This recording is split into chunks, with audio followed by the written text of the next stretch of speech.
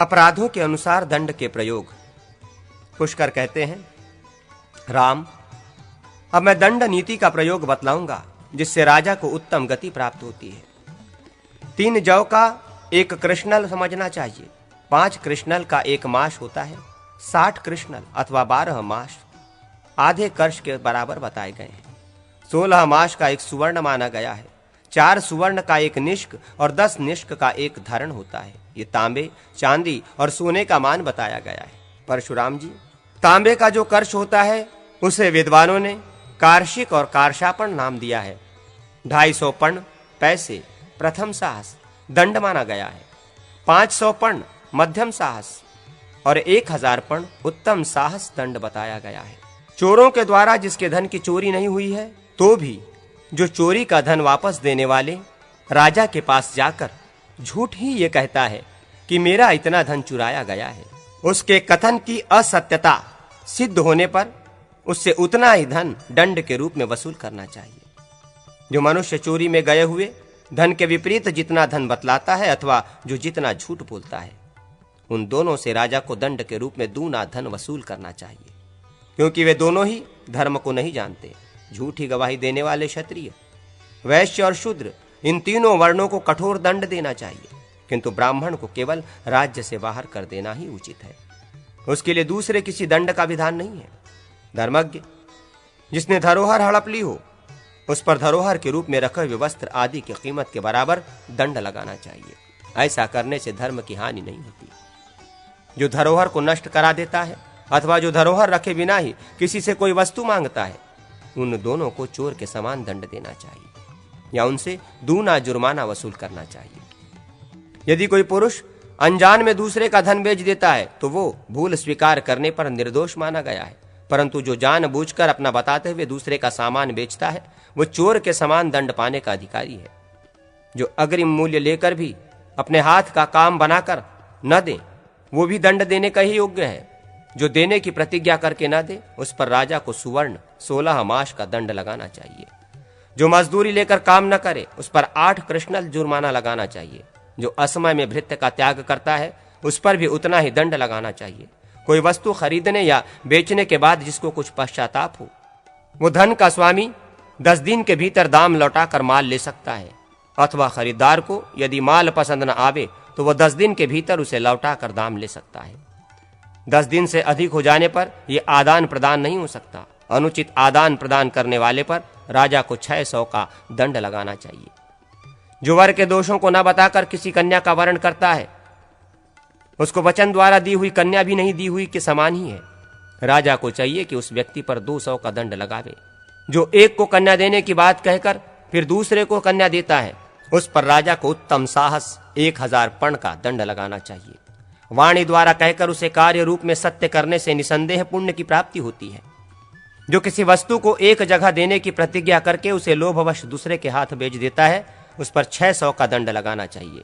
जो ग्वाला मालिक से भोजन खर्च और वेतन लेकर भी उसकी गाय उसे नहीं लौटाता अथवा अच्छी तरह उसका पालन पोषण नहीं करता, उस पर राजा 100 सुवर्ण का दंड लगावे। गांव के चारों ओर 100 धनुष के घेरे में तथा नगर के चारों ओर 200 या 300 धनुष के घेरे में खेती करनी चाहिए, जिसे खड़ा हुआ ऊंट न देख सके। जो खेत चारों ओर से घेरा न गया हो, उसकी फसल को किसी के द्वारा नुकसान पहुंचने पर दंड नहीं दिया जा सकता। जो भय दिखाकर दूसरों के घर, पोखरे, बगीचे अथवा खेत को हड़पने की चेष्टा करता है, उसके ऊपर राजा को 500 का दंड लगाना चाहिए। यदि उसने अनजान में ऐसा किया हो तो 200 का ही दंड लगाना उचित है। सीमा का भेदन करने वाले सभी लोगों को प्रथम श्रेणी के साहस 250 पण का दंड देना चाहिए। परशुराम जी, ब्राह्मण को नीचा दिखाने वाले क्षत्रिय पर 100 का दंड लगाना उचित है। इसी अपराध के लिए वैश्य से 200 जुर्माना वसूल करे और शूद्र को कैद में डाल दें। क्षत्रियों को कलंकित करने पर ब्राह्मण को 50 का दंड, वैश्य पर दोषारोपण करने से 25 का और शूद्र को कलंक लगाने पर उसे 12 का दंड देना उचित है। यदि वैश्य क्षत्रिय का अपमान करे तो उस पर प्रथम साहस 250 पण का दंड लगाना चाहिए और शूद्र यदि क्षत्रिय को गाली दे तो उसकी जीभ को सजा देनी चाहिए। ब्राह्मणों को उपदेश करने वाला शूद्र भी दंड का भागी होता है। जो अपने शास्त्र ज्ञान एवं देश आदि का झूठा परिचय दे, उसे दूने साहस का दंड देना उचित है। जो श्रेष्ठ पुरुषों को पापाचारी कहकर उनके ऊपर आक्षेप करे, वो उत्तम साहस का दंड पाने के योग्य है। यदि वो ये कहकर कि मेरे मुंह से प्रमादवश ऐसी बातें निकल गई है, अपना प्रेम प्रकट करे तो उसके लिए दंड घटाकर आधा कर देना चाहिए। माता पिता, ज्येष्ठ भ्राता, श्वशुर तथा गुरु पर आक्षेप करने वाला और गुरुजनों को रास्ता न देने वाला पुरुष भी 100 का दंड पाने के योग्य है।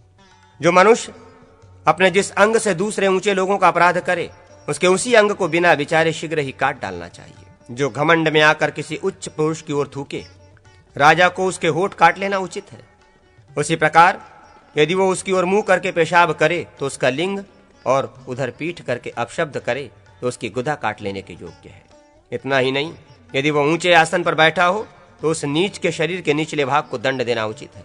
जो मनुष्य दूसरे जिस किसी अंग को घायल करे, उसके भी उसी अंग को कुतर डालना चाहिए। गौ, हाथी, घोड़े और ऊंट को हानि पहुंचाने वाले मनुष्यों के आधे हाथ पैर काट डालने चाहिए। जो किसी पराये वृक्ष के फल तोड़े, उस पर सुवर्ण का दंड लगाना उचित है। जो रास्ता, खेत की सीमा अथवा जलाशय आदि को नुकसान पहुंचावे, उससे नुकसान का दूना दंड दिलाना चाहिए।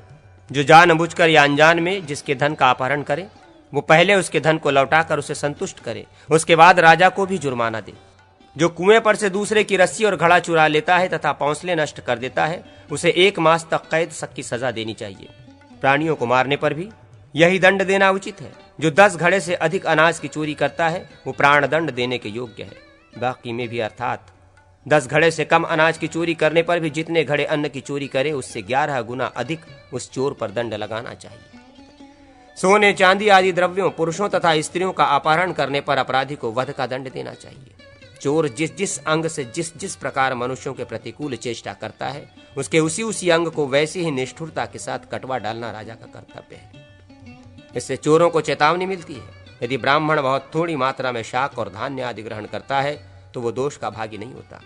गो सेवा तथा देव पूजा के लिए भी कोई वस्तु लेने वाला ब्राह्मण दंड के योग्य नहीं है। जो दुष्ट पुरुष किसी का प्राण लेने के लिए उद्यत हो, उसका वध कर डालना चाहिए। दूसरों के घर और क्षेत्र का अपहरण करने वाले, पर स्त्री के साथ व्यभिचार करने वाले, आग लगाने वाले, जहर देने वाले तथा हथियार उठाकर मारने को उद्यत हुए पुरुष को प्राण दंड देना ही उचित है। राजा गौओं को मारने वाले तथा आतताई पुरुषों का वध करे, पराई स्त्री से बातचीत न करे और मना करने पर किसी के घर में न घुसे। स्वेच्छा से पति का वर्ण करने वाले स्त्री राजा के द्वारा दंड पाने के योग्य नहीं है। किंतु यदि नीच वर्ण का पुरुष ऊंचे वर्ण के स्त्री के साथ समागम करे तो वो वध के योग्य है। जो स्त्री अपने स्वामी का उल्लंघन करके दूसरे के साथ व्यभिचार करे, उसको कुत्तों से नोचवा देना चाहिए।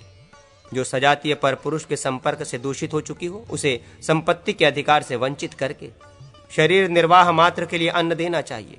पति के ज्येष्ठ भ्राता से व्यभिचार करके दूषित हुई नारी के मस्तक का बाल मुंडवा देना चाहिए। यदि ब्राह्मण वैश्य जाति की स्त्री से और क्षत्रिय नीच जाति की स्त्री के साथ समागम करे तो उनके लिए भी यही दंड है। शूद्र के साथ व्यभिचार करने वाले क्षत्रिय और वैश्य को प्रथम साहस 250 पर्ण का दंड देना उचित है। यदि वैश्या एक पुरुष से वेतन लेकर लोभवश दूसरे के पास चली जाए तो वह दूना वेतन वापस करे और दंड भी दूना दे। स्त्री, पुत्र, दास, शिष्य तथा सहोदर भाई यदि अपराध करे तो उन्हें रस्सी अथवा बांस की छड़ी से पीट देना चाहिए। प्रहार पीठ पर ही करना उचित है, मस्तक पर नहीं। मस्तक पर प्रहार करने वाले को चोर का दंड मिलता है। जो रक्षा के काम पर नियुक्त होकर प्रजा से रुपए ऐंठते हो, उनका सर्वस्व छीन कर राजा उन्हें अपने राज्य से बाहर कर दे। जो लोग किसी कार्यार्थी के द्वारा उसके निजी कार्य में नियुक्त होकर वो कार्य चौपट कर डालते हैं, राजा को उचित है कि उन क्रूर और निर्दयी पुरुषों का सारा धन छीन ले। यदि कोई मंत्री अथवा प्राण विभाग न्यायाधीश विपरीत कार्य करे तो राजा उसका सर्वस्व लेकर उसे अपने राज्य से बाहर निकाल दे। गुरु पत्नी गामी के शरीर पर भग का चिन्ह अंकित करा दे। सुरापान करने वाले महापातकी के ऊपर शराब खाने के झंडे का चिन्ह लगवा दे। चोरी करने वाले पर कुत्ते का नाखून गुदवा दे और ब्रह्म हत्या करने वाले के भाल पर नरमुंड का चिन्ह अंकित करा देना चाहिए। पापाचारी नीचों को राजा मरवा डाले और ब्राह्मणों को देश निकाला दे दे तथा महापात के पुरुषों का धन वरुण देवता के अर्पण कर दे, जल में डाल दे। गांव में भी जो लोग चोरों को भोजन देते हो तथा चोरी का माल रखने के लिए घर और खजाने का प्रबंध करते हो, उन सब का भी वध करा देना उचित है। अपने राज्य के भीतर अधिकार के कार्य पर नियुक्त हुए सामंत नरेश भी यदि पाप में प्रवृत्त हो तो उनका अधिकार छीन लेना चाहिए। जो चोर रात में सेंध लगाकर चोरी करते हैं, राजा को उचित है कि उनके दोनों हाथ काटकर उन्हें तीखी शूली पर चढ़ा दे। इसी प्रकार पोखरा तथा देव मंदिर नष्ट करने वाले पुरुषों को भी प्राण दंड दे। जो बिना किसी आपत्ति के सड़क पर पेशाब, पाखाना आदि अपवित्र वस्तु छोड़ता है, उस पर कारशापणों का दंड लगाना चाहिए तथा उसी से वो अपवित्र वस्तु फेंकवाकर वो जगह साफ करानी चाहिए।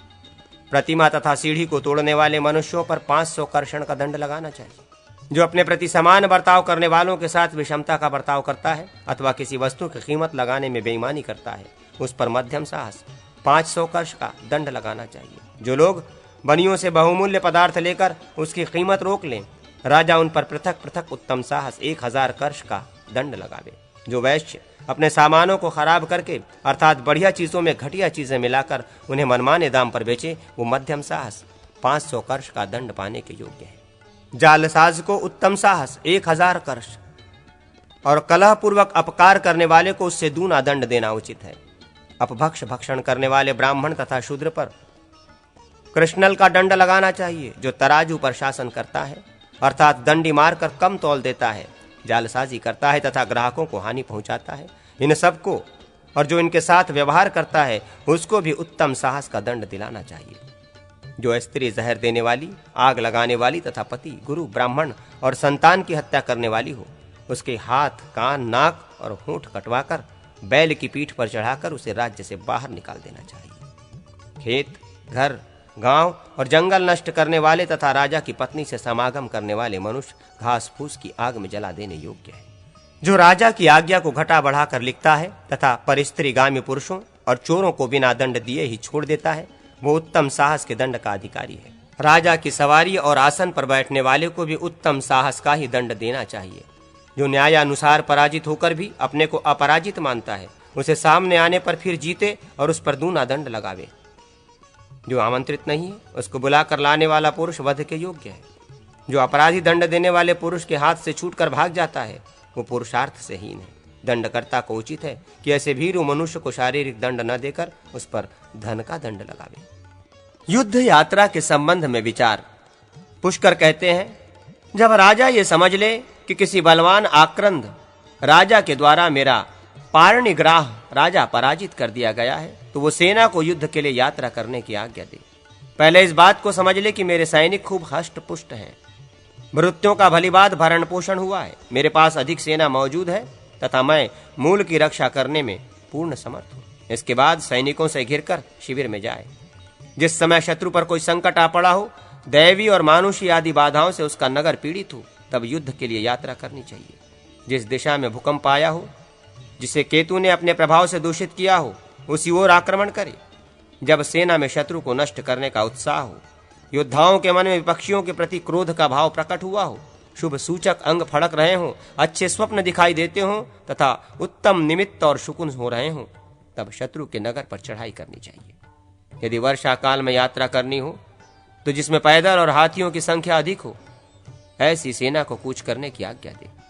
हेमंत और शिशिर ऋतु में ऐसी सेना ले जाएं जिसमें रथ और घोड़ों की संख्या अधिक हो। वसंत और शरद के आरंभ में चतुरंगिणी सेना को युद्ध के लिए नियुक्त करें। जिसमें पैदलों की संख्या अधिक हो, वही सेना सदा शत्रुओं पर विजय पाती है। यदि शरीर के दाहिने भाग में कोई अंग फड़क रहा हो तो वो उत्तम है। बाएं अंग, पीठ तथा हृदय का फड़कना अच्छा नहीं है। इस प्रकार शरीर के चिन्हों, फोड़े पुंसियों तथा फड़कने आदि के शुभाशुभ फलों को अच्छी तरह समझ लेना चाहिए। स्त्रियों के लिए इसके विपरीत फल बताया गया है। उनके बाएं अंग का फड़कना शुभ होता है। अशुभ